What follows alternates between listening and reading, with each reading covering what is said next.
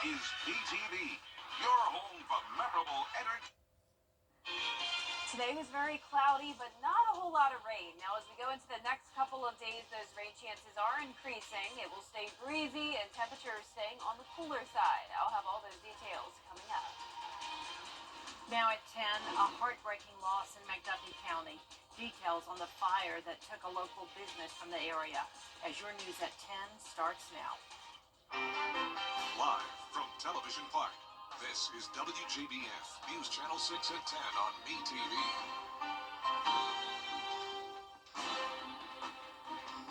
Good evening, everyone. I'm Jenny Montgomery. Thanks so much for joining us. Coverage you can count on begins as a convenience store in McDuffie County caught fire this morning, leaving many in the community just heartbroken. News Channel 6's Isabella Moody went to that location to find out more. Happy Valley convenience store in Thompson is a total loss after a fire broke out early Wednesday morning. It's a tragedy. It's a shock to the community. This store served a lot of people in a small community. The convenience store has been around since the 1920s. Many in the town have memories going to this store as a kid. To a lot of us, this store was more than just a convenience. Others who moved to the area in recent years still have made memories and traditions of going to this store. I normally come here every Sunday, sometimes in the middle of the week, because, it's one of the closest stores to us. For now, the cause of the fire is unknown, but no one was hurt. Local loyal customers of the store say they will miss it in their day-to-day lives. A lot of people come here in the morning to get their breakfast sandwiches. People come here for lunch to get their lunches, their drinks. A lot of landscaping companies come here to fuel up for the day with their coolers. Now this is gone, so there's no middle stop between the towns. Owners of Happy Valley do want to rebuild and bring back the convenience store to the area. I asked him, are you going to rebuild? And he just simply nodded, and he said, yes, we want to get once, everything gets situated or whatnot, he was looking forward to hopefully rebuild. There is a GoFundMe if you would like to donate to the Happy Valley staff, and you can find that on WJBF.com. In Thompson, Isabella Moody, WJBF News Channel 6. The potential wet weather for Friday is prompting some changes to the high school football schedule. The following games have been moved to tomorrow. Thompson High versus Swainsboro, Elbert County at Lincoln County, Silver Bluff at Blackville Hilda, American Leadership Academy at Ridge Spring Minetta, Aiken at Lugoff Elgin, and Wagner Sally at Allendale Fairfax. You can go to our website, WJBF.com, for updates as they become available. And speaking of weather, time now for a first check with our Chief Meteorologist, Jenna Petracci. Well, Jenny, we are seeing some rain now on Live Viper 6. All very light shower activity. Some of this just drizzle coming down. Here's the latest on Live Viper 6. You can see anywhere from Hancock over to Glasscock County and down south over to Screven. That's where we have the rain. So the bulk of the area is dry, but these are the counties that have been seeing some rain over the last several hours now, especially Washington and Johnson. All just light rain once again. So no storms here. Definitely nothing significant. Just some nice rain to go to sleep to. So there's a closer look at Jenkins and Screven County, Millen and Sylvania. You have that light rain over you at the moment. Our Terry Lambert Hyundai Skyview cam showing dry conditions though further north in Aiken, just cloudy outside. Low this morning was 60 degrees, so still a cooler than normal start. And temperature is only topped off in the low 80s thanks to the dense cloud cover today. No rain reported at Augusta Bush Field. We're currently sitting in the low 70s, 72 in Augusta, 73 in Evans. Aiken, you're at 71 degrees. Wrightsville at 73, 70 in Crawfordville, and 71 in Lincolnton. Dew points have climbed into the 60s. A little bit of drier air still in our northern counties, but definitely more moisture down towards the south where we're seeing that rain. Winds are coming in from the east. It's been breezy today, and the winds will stay breezy over the next few days to come. Gusts up to around 20 miles per hour. Now, as for Francine, it is weakening substantially now that it's over land, centered around New Orleans. A lot of torrential rain still coming down. The winds are at 75 miles per hour, so that's just 1 mile per hour over being a hurricane. Soon this will just be downgraded to a tropical storm. Francine will bring us some light rain tomorrow. For the most part, just a cloudy day to start, though, with temperatures in the mid to upper 60s, but we'll be tracking more rain over the next several days. Heavier showers and storms possible Friday and Saturday. I'll have a look at the futurecast and full 10-day forecast coming up. But back to you, Jenny. All right, Jenna, thank you. Fort Eisenhower is remembering the 9/11 attacks that happened 23 years ago today and the thousands of lives lost that day. A ceremony, stay with us, one South Carolina team was honored at the White House. The story after Jenna's forecast. We are tracking Francine, which made landfall around 6 o'clock this evening. Will be bringing us some rain over the next few days and possible more rain next week from another tropical system. I'll have that full forecast right after the break. I'm a registered.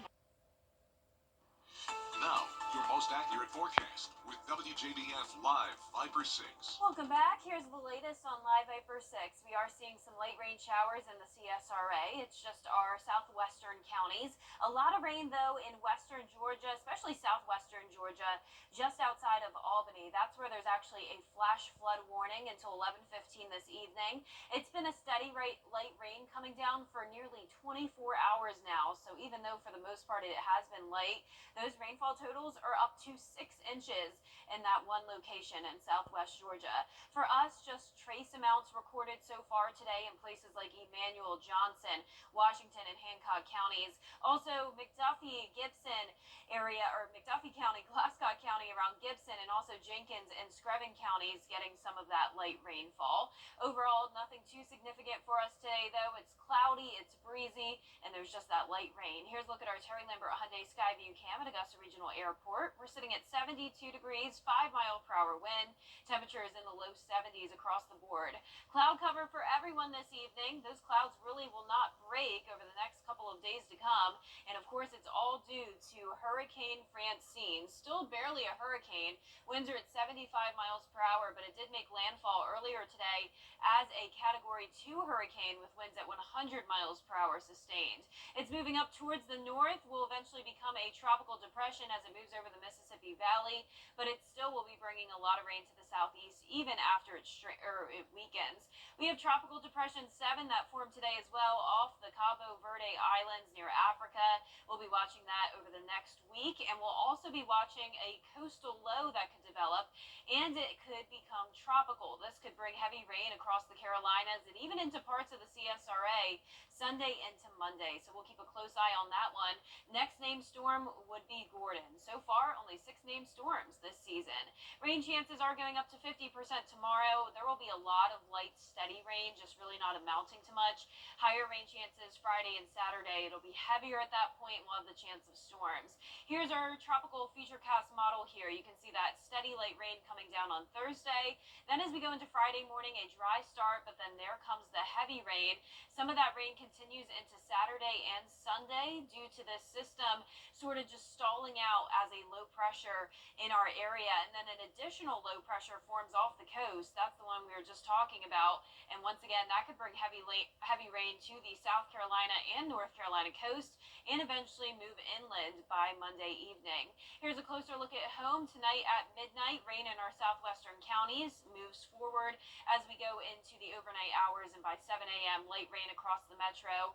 A bit of a break here and there, but then by the late afternoon and evening, widespread light showers coming down for everyone.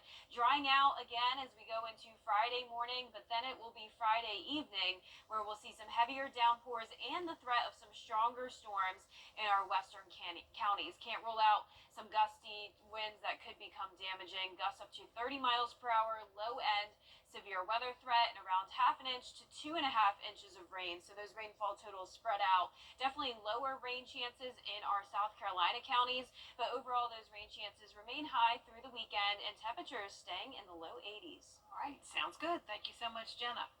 The University of South Carolina's women's basketball team in Washington, D.C. Tuesday, visiting the White House. The team was honored for winning their 3rd championship this past season. The Gamecocks beat Iowa 87-75 back in April. That capped an unbeaten 38-zip season, and they claimed the national title.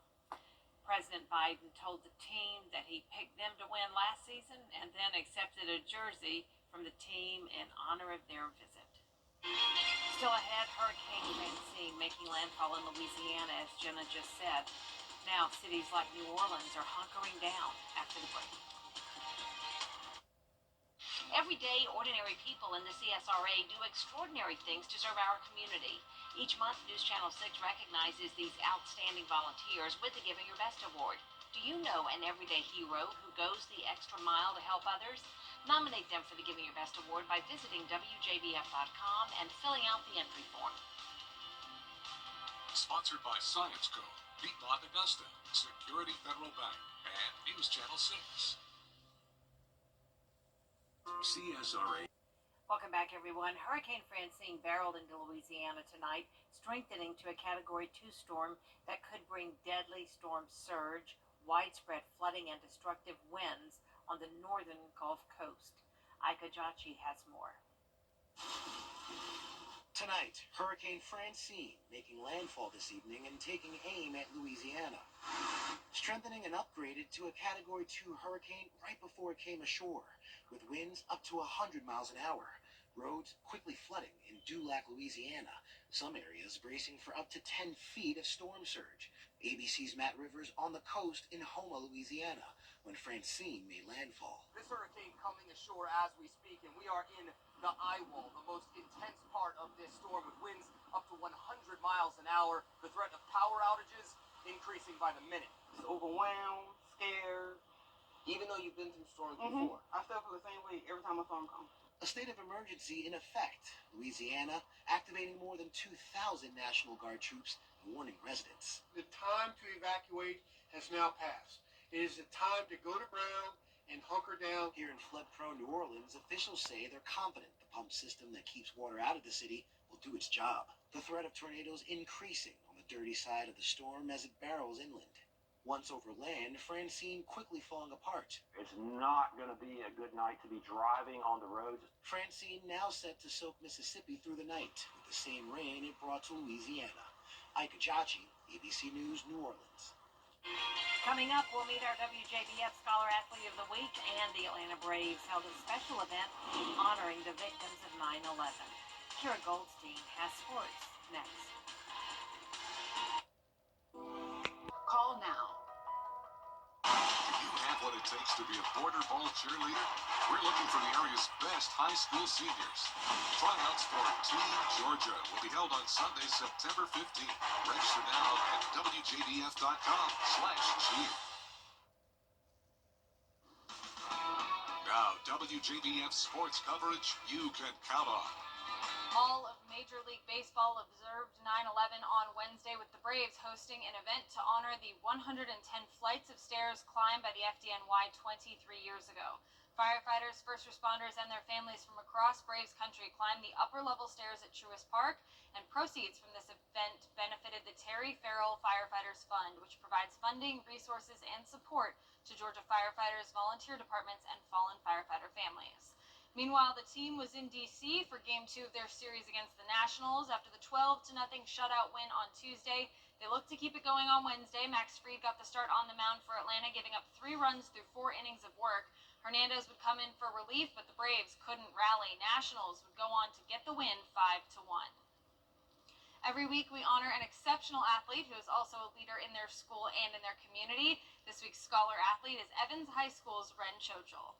Ren is a star on both the soccer and flag football teams for the Knights. For soccer, she led the team in goals through her first 3 years, and in flag football, she was named Region Player of the Year in 2022. In the classroom, she's in the top 20% of her class and has completed 7 AP courses with exceptional grades. Her parents and coaches say she is a leader both on and off the field. It means everything to me. It wouldn't be possible without all my family, my teachers, my coaches, and my friends and my teammates. They're all a very supportive group, and I wouldn't have been able to do it without all of them. It's awesome. We're just so proud of her with everything that she does on the field and in the classroom. Just from where she started, you just see a different side of her, and how she motivates other players around her is awesome. Just super exciting to see her get recognized for this. The recognition shows what we've seen year after year. She's just such a hard worker. She gives 110% in everything she does. Got a huge heart and never quit attitude. Ren is just such a deserving student and athlete.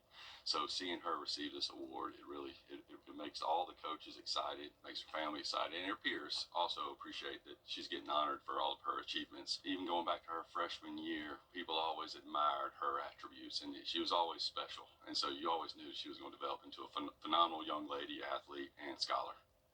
Ren hasn't quite decided on a college yet, but she plans to study nursing and says she loves helping people. A huge congrats to Ren Chochel and her family. Well, it's time to vote for our Football Friday Night Player of the Week. On your screen are this week's nominees, and the poll is on WJBF.com.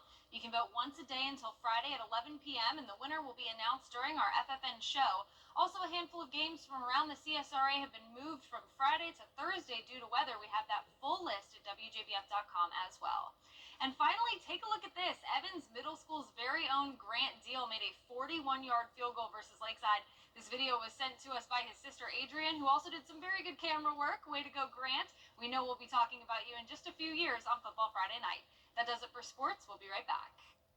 In the symphony of life.